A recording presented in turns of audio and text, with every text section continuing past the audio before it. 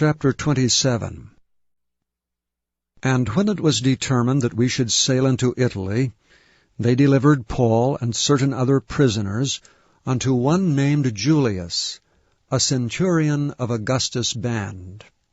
And entering into a ship of Adramyttium, we launched, meaning to sail by the coasts of Asia. One Aristarchus, a Macedonian of Thessalonica, being with us. The next day we touched at Sidon, and Julius courteously entreated Paul, and gave him liberty to go unto his friends to refresh himself. And when we had launched from thence, we sailed under Cyprus, because the winds were contrary. And when we had sailed over the sea of Cilicia and Pamphylia, we came to Myra, a city of Lycia. And there the centurion found a ship of Alexandria sailing into Italy, and he put us therein. And when we had sailed slowly many days, and scarce were come over against Cnidus, the wind not suffering us, we sailed under Crete over against Salmone. And hardly passing it, came unto a place which is called the Fair Havens, nigh whereunto was the city of Lasea. Now when much time was spent, and when sailing was now dangerous, because the fast was now already past, Paul admonished them, and said unto them, Sirs, I perceive that this voyage will be with hurt and much damage, not only of the lading and ship, but also of lives. Nevertheless the centurion believed the master and the owner of the ship more than those things which were spoken by Paul. And because the haven was not commodious to winter in, the more part advised to depart thence also, if by any means they might attain to Phoenice, and there to winter, which is an haven of Crete, and lieth toward the southwest and northwest. And when the south wind blew softly, supposing that they had obtained their purpose, loosing thence they sailed close by Crete. But not long after there arose against it a tempestuous wind, called Euroclydon. And when the ship was caught, and could not bear up into the wind, we let her drive. And running under a certain island, which is called Clauda, we had much work to come by the boat. Which when they had taken up, they used helps, undergirding the ship, and fearing lest they should fall into the quicksands, strake sail, and so were driven. And we being exceedingly tossed with a tempest, the next day they lightened a ship. And the third day we cast out with our own hands the tackling of the ship. And when neither sun nor stars in many days appeared, and no small tempest lay on us, all hope that we should be saved was then taken away. But after long abstinence, Paul stood forth in the midst of them, and said, Sirs, ye should have hearkened unto me, and not have loosed from Crete, and to have gained this harm and loss.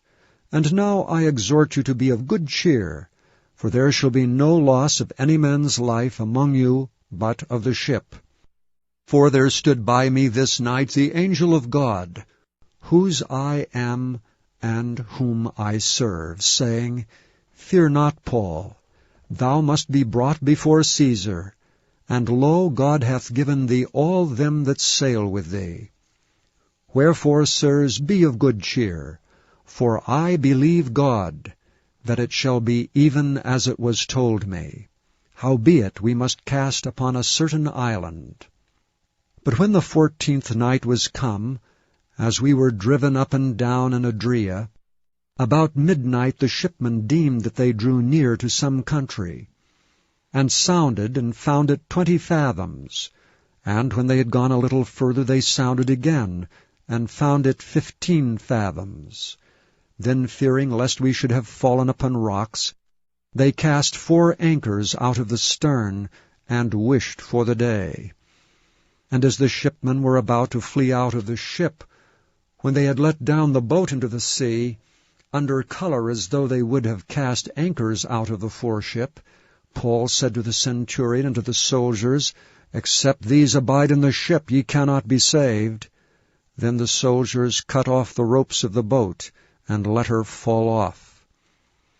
And while the day was coming on, Paul besought them all to take meat, saying, This day is the 14th day that ye have tarried and continued fasting, having taken nothing.